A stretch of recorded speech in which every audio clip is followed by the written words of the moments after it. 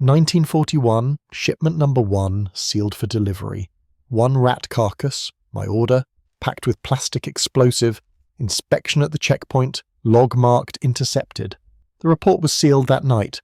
1941, Europe was under German occupation across a belt of industrial territory.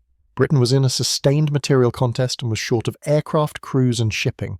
The Soviet Union had entered a war of attrition on the Eastern Front with rapid losses in men and equipment. German industry remained functional under dispersed production and heavy repair capacity. Coal-fired boilers were common in factories, power stations and locomotive depots. Steam generation was an infrastructure dependency, not a single target.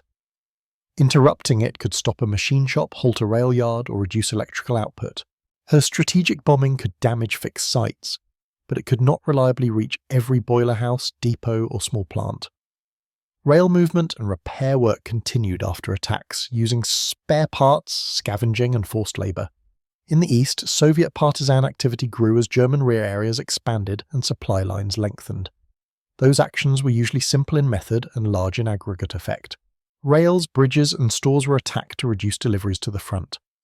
The Western Allies and the Soviet command both tracked how much German effort was diverted to protection and repair. British policy for covert action was organised through the Special Operations Executive. Its charter included sabotage and support to resistance groups in occupied Europe. SOE's problem was not the absence of explosive power, it was placement. Where concealment and timing under control of a small team, a charge that was easy to carry could still fail if it was awkward to plant or too visible to survive routine inspection. The requirement was an object that could enter industrial spaces without raising immediate suspicion. The object also had to exploit predictable handling habits inside a boiler room. Boiler rooms and stokeholds were routine environments with repetitive tasks. Coal was moved and stored in bulk and moved again by shovel. Waste and debris were cleared by workers trained to reduce fire risk and keep access clear. A dead animal near fuel was usually treated as nuisance waste. The expected response was disposal by throwing it into the furnace. That habit was not a doctrine, it was labour practice. And SOE engineering sought to convert such practice into a detonation sequence. This class of sabotage differed from mines and grenades. It did not rely on a weapon being recognised. It relied on an item being treated as irrelevant. Disguised explosives already existed in several forms. SOE produced false objects and containers, including explosive coal and other concealments. The explosive rat was a narrower device aimed at boiler rooms and coal-fired installations. It attempted to turn a disposal reflex into a trigger condition. The concept appeared in 1941 and was treated as a device for Germany's industrial infrastructure. The immediate target set included locomotive depots, factories, and power stations where coal was burned at scale. The tactical problem was that a charge placed near a boiler could be discovered before ignition, and a charge thrown into the furnace could still function if initiation was robust. The weapon therefore needed a body that workers would throw into the fire quickly. A rat carcass fit the intended pattern because rats were common in coal storage areas. The origin of the device sat inside SOE's broader equipment development system.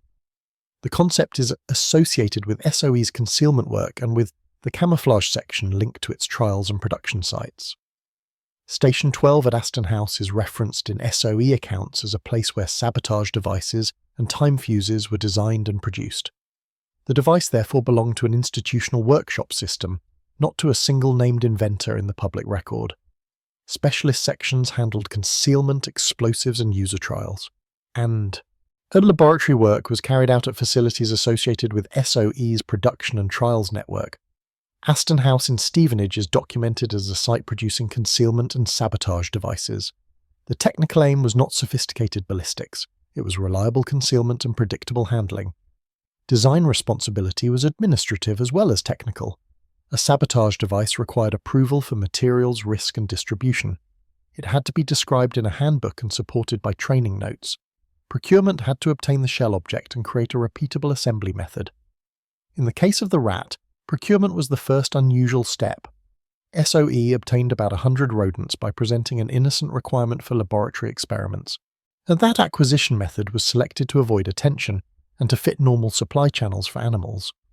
Once procured, the carcasses had to be prepared to accept an explosive fill. The work required manual skill rather than industrial machinery. A rat has a small skin envelope and irregular internal geometry. The external shape needed to remain convincing after modification. The skin was removed, the internal space prepared, and the skin later closed by sewing. This was not a single improvised item. It was a small batch intended for shipment. The explosive chosen was plastic explosive. SOE pioneered wide use of plastic explosive for sabotage because it could be shaped and cut and was comparatively inert until initiated by a detonator. That property made it suitable for concealment work. It also created a design constraint. A plastic explosive would not detonate from heat alone. It needed a detonator and an initiation method that could survive transport and handling. The internal package therefore had to include several elements. There was the main charge of plastic explosive. There was a detonator or primer component capable of initiating it. There was a delay or ignition element depending on the planned method of use. SOE's inventory included time delay initiators such as the time pencil. The time pencil used an acid mechanism to corrode a retaining wire and was valued because it avoided a lit fuse. It also had known performance variation with temperature. That mattered in unheated industrial spaces and during winter transport. The RAT device could be prepared in more than one configuration, and a delayed initiation allowed an operator to place the RAT and withdraw. A near immediate initiation could be achieved by integrating a short fuse intended to light when exposed to the furnace environment. In either case, the exterior of the RAT was intended to be unremarkable. The packaging was expected to be handled by a worker, not by an operator at the point of detonation. Assembly demanded control of mass and shape. If the carcass felt unnaturally rigid or heavy, suspicion increased. Weight was kept close to a normal adult rat, typically a few hundred grams, with the explosive fill constrained to a smaller fraction of the cavity. If the sewing was visible, it could be detected during casual handling. The skin closure had to be placed in an area less likely to be seen during pickup. The charge needed to be compact to remain inside the natural profile. The detonator required secure seating to prevent movement and accidental initiation. The device also faced a biological constraint. A carcass is perishable and can leak. Transport in a sealed container could concentrate odor and fluids. Contamination could draw attention during border checks or local handling. That risk could be reduced by drying and containment, but it could not be eliminated. SOE's design environment assumed that concealment had to function under rough conditions and repeated handling. In technical terms, the explosive RAT was a containerized charge with a deceptive outer shell. Its range was logistical rather than ballistic. The device could only be delivered where resistance networks could access coal stores or boiler rooms, and its effective placement distance was the distance a carrier could move it through controlled space without inspection. No caliber applied, because the mechanism was not a firearm. Explosive quantity was limited by the cavity and by the need to preserve natural feel and appearance. The weapon's mechanical chain began with placement and ended at a boiler casing. A coal-fired steam boiler is a pressure system with energy stored as hot water and steam. A local explosion can damage supports, rupture tubes, or compromise fittings. If a boiler casing is penetrated and a pressure boundary fails, the resulting release can be catastrophic. Even a small charge can create a rupture site. Secondary damage then comes from stored pressure rather than from the explosive itself. That is the logic that made small concealed charges attractive. So the objective was not to demolish a building, it was to create a failure that forced shutdown, repair and inspection, and that disrupted output. The RAT body was expected to be thrown into the furnace. The furnace environment provides heat, turbulence and mechanical impact as fuel is moved. A device thrown into the fire could be buried under coal or moved by a stoker's tool. If the initiation relied on a delay mechanism, the device did not need immediate exposure.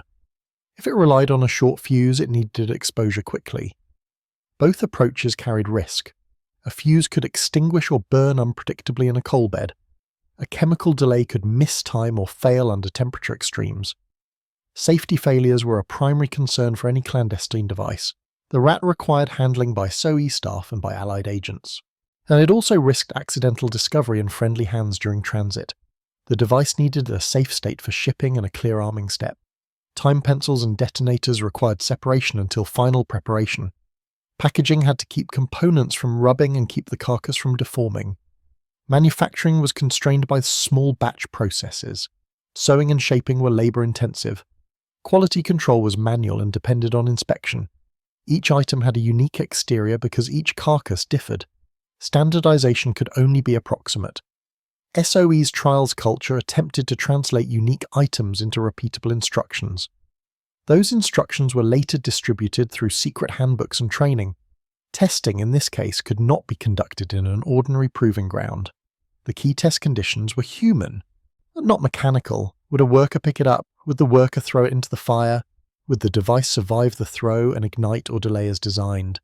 Would the detonation produce meaningful boiler damage? These questions were hard to test without exposure risk. SOE had to rely on controlled demonstrations, theoretical modelling, and extrapolation from known charge effects. Procurement friction extended beyond rats. Plastic explosive detonators, delay devices, and packing materials all required allocation. Those components competed with other sabotage programs and with military priorities. SOE also had to align with air supply systems and drop container standards. A device that could not be shipped discreetly was not useful. A device that required special handling at every step increased failure probability. Rejected alternatives were part of the same design space.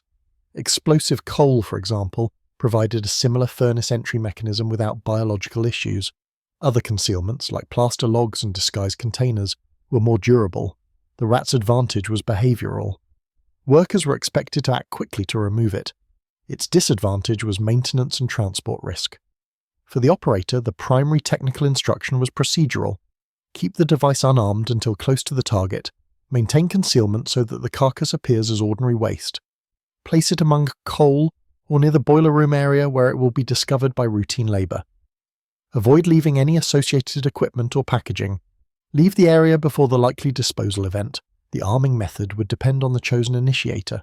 The carrying method and safety procedure were part of field planning. The carcass needed containment to prevent contamination of clothing and equipment. It also needed protection from crushing. A rigid box could preserve shape but add bulk and weight. A soft container could deform the item.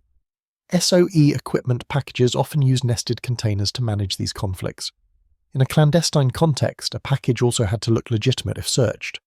The first intended deployment was through resistance-linked distribution into occupied Europe. This stage failed. The first shipment was intercepted by the Germans before any placement at a target installation. The deployment attempt therefore ended at a transport choke point, not at a boiler room.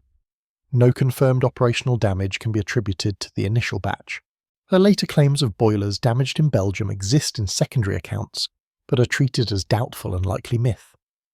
Interception created a different outcome. German authorities now possessed a physical example of a disguised explosive device. The carcasses were used for demonstration within German institutions. SOE later recorded that the discovery had an extraordinary moral effect. The rats were exhibited at German military schools. German personnel then conducted searches for additional devices under the belief that many more had already been distributed. The response consumed time and security attention out of proportion to the material device. From a command perspective, that response was measurable. It could force inspections of coal stores and boiler rooms, it could add delay to stoking and maintenance routines, and it could require protective measures in depots and factories. It could lead to additional guard posts and to investigative work by security units. It also created uncertainty about what objects could be trusted. That uncertainty is a form of institutional friction. German countermeasures in such cases tended to be procedural. Issue warnings to personnel, order inspections of fuel piles and waste, establish rules for handling dead animals near installations, increase training on sabotage awareness, assign security staff to supervise sensitive rooms. Any additional procedure reduced throughput and increased labour load. That mattered in a war economy already facing manpower strains. The rat device therefore had impact mainly as a discovered prototype. Its strategic value was not a set of destroyed boilers. It was the creation of a specific distrust of concealed charges in mundane objects. The effect depended on documentation and dissemination. Once the item was shown in schools, it became a reference example. It could be used to justify wider inspections for other SOE devices. It also suggested that resistance networks might be targeting industrial safety systems, not only transport. For SOE, the evaluation was recorded in bureaucratic terms. The plan had been dropped after interception. The primary reason was loss of surprise and loss of delivery confidence. Continuing the same method would risk rapid detection and expose agents. However, SOE assessed the trouble caused to the enemy as greater than the trouble expected from successful detonation. This judgment treated the device as a security burden imposed on the enemy. Yet the decision also reflected opportunity cost. Small batch items consumed workshop time. The same resources could produce more durable concealments. Explosive coal could be manufactured in multiple shapes and stored longer. Standard charges with time pencils could be placed on rail infrastructure with clearer effect. In Soviet practice, the emphasis in the rear often remained on demolition of rails, bridge, and depots. Those methods created visible damage and forced repair units into predictable tasks. The British approach with SOE devices tried to add concealed hazards to routine processes. Both approaches aimed at the same objective of reducing German output and increasing security demands. The explosive rat became part of a broader catalogue of concealment ideas. SOE documentation grouped it with other objects intended to enter furnaces or machinery. Plastic explosive, because it was inert until initiated, enabled these concealments. The same material was used in charges ranging from car bombs to concealments intended for coal piles. Time delay initiators like the time pencil provided a standardized arming method across different devices.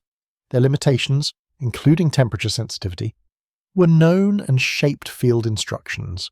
In post-war assessment, references focus less on destructive effect and more on the design logic. Sabotage engineering here depended on routine labor behavior.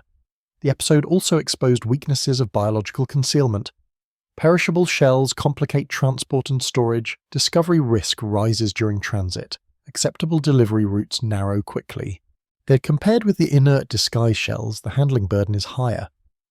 For historians, the device illustrates improvisation under procurement control. Obtaining the base carcasses required a cover story.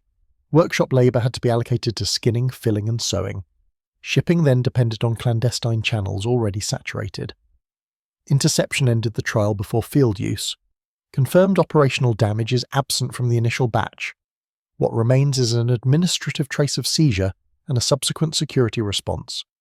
Removal from active plans followed from that balance sheet. Loss of surprise reduced the probability of successful placement. Durable concealments with similar industrial targets took priority. Explosive coal and standard charges with time delay initiators scaled better. Other sabotage techniques, including direct attacks on rail fittings and machinery mountings, avoided perishability. On the Eastern Front, Soviet sabotage campaigns relied on volume and repetition rather than bespoke concealments. Within SOE, delay devices were refined, including mechanisms less affected by temperature than the early time pencil. The record therefore describes a concept proven to the enemy by interception. The classroom display preceded any boiler room detonation. Engineering was simple, logistical reliability was low, institutional disruption came from suspicion directed at routine spaces. This weapon was a technical decision born from wartime pressure, effective on paper, limited in the field.